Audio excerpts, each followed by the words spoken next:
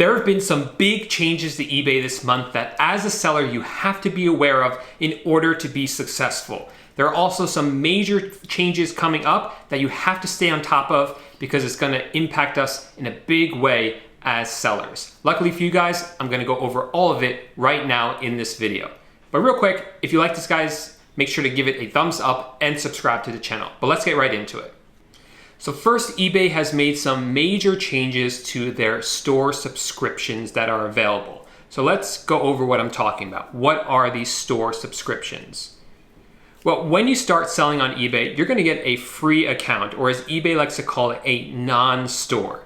And when you have a non-store, eBay is going to charge you every time you list an item. However, you're going to get 50 listings for free. After that, each listing is going to cost you 35 cents. This is one of the changes eBay has made. It used to be 30 cents and now it's 35 cents. At the end of every month, this is going to reset. So in other words, you're going to get 50 for the month of May, and then you're going to get 50 for the month of June. But just keep in mind that every time an item relists itself, so let's say you list an item in May and it relists itself 30 days later in June, that counts as one of your free listings. So just keep that in mind. When you have a non-store, eBay is also going to charge you what's called a final value fee. For every item that you sell, they're going to take 10% of the cost of that item to keep for themselves. One thing you can do is upgrade to a store, and that can save you some money. And this chart is something I put together just to show you all the plans that are available and when's the best time to upgrade from one plan to the next. So as you see, there is a free plan, which we just went over. There's a starter. This is a new plan that eBay just put out. There is the basic plan, premium plan, anchor plan, and the enterprise plan.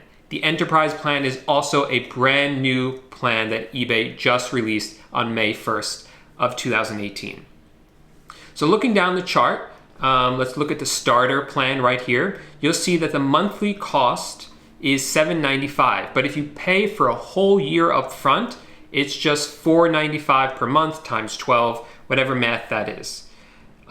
With that plan, you get 100 free listings, and the insertion fees are only 30 cents. So if you're listing 73 items a month, then you want to upgrade from the free plan to the starter plan. That's when it becomes worth it. You'll see then to upgrade to a basic plan, you want to do that at 166 listings. To the premium plan is 438 listings. The anchor is 3,750 listings, and the enterprise plan becomes worth it at 64,000 listings. And you'll see some of these other things change as you upgrade. So your final value fee drops from 10% to 9.15. Your insertion fees drop to 25 cents, then 10 cents, then 5 cents. And the number of free listings goes from 50 all the way up to 100,000 with the enterprise plan, but that one costs almost $3,000 a month. Another thing to keep in mind is that upgrading to a paid store does not increase your listing limits. So in other words, every month you have a limit on the number of items that you can list in your store. So let's say your limit is 100 items. So you can list up to 100 items, 50 of them you're gonna list with no insertion fee. Because remember we went over right here that you get 50 free listings with a non-store plan. So those first 50 will be free. After that, the next 50, they're going to charge you 35 cents each. Also keep in mind, this is a little bit confusing, but eBay counts as a listing any item that's listed plus any item that's sold. In other words, let's say you have a listing limit of 100 items and you have listed 75 items. You would think you would then be able to list 25 more. But if you've sold 20 items, then you're already used up 95 of your listing limit, and you only have 5 left. So those are the major changes to the store subscriptions that eBay has rolled out as of May 1st. Again, it's the starter plan, the enterprise plan, and some changes to the insertion fees. The other big change that eBay made is that they now have a reduced number of return policy options. So you can now have returns not accepted at all, a 30-day buyer paid returns, 30-day free returns, 60-day buyer paid returns, or 60-day free returns. We no longer have the option of doing 14-day returns, and we no longer have the option of charging a restocking fee. This is not something I'm too upset about personally. I've gone back and forth with charging a restocking fee and without. It's nice having the restocking fee, but it doesn't make a huge difference. And I've been doing 30-day returns anyway because I think it's what's preferred by the buyer anyway.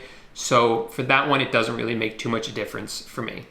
The last big change as of May 1st, 2018 is that eBay started to roll out their product-based listing. When you go on Amazon's website and you search for an item, here I search for a BlendTech blender, you'll see several listings, but here's one that's one model.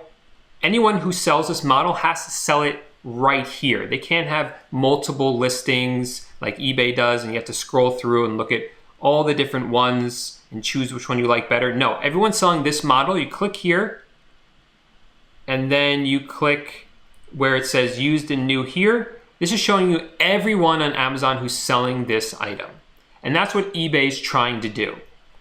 Right now, eBay has only done this for a limited number of items. We have brands such as Amazon, Apple, Dyson, Google, Jawbone, Nest, and Roku, and that's it. But let's take a look at exactly how well this is working for eBay. So I'm going to search for the Nest thermostat. Here I've searched for the Nest on eBay, and it should look similar to Amazon by this point, but it doesn't at all.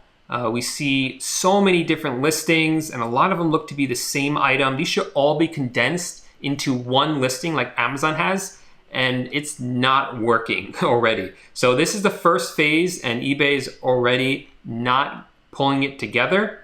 So it doesn't have me very optimistic for their plans to roll out a catalog-based system for their entire store. So there you go. Those are the three major changes that have affected us as sellers on eBay in May of 2018.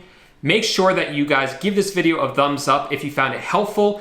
And if you want to stay on top of all the changes that are going to happen on eBay this year and in the coming years, make sure to subscribe to the channel because I'll be making plenty of videos every time there's a big change like this that rolls out. Thanks so much for watching, and I'll see you next time.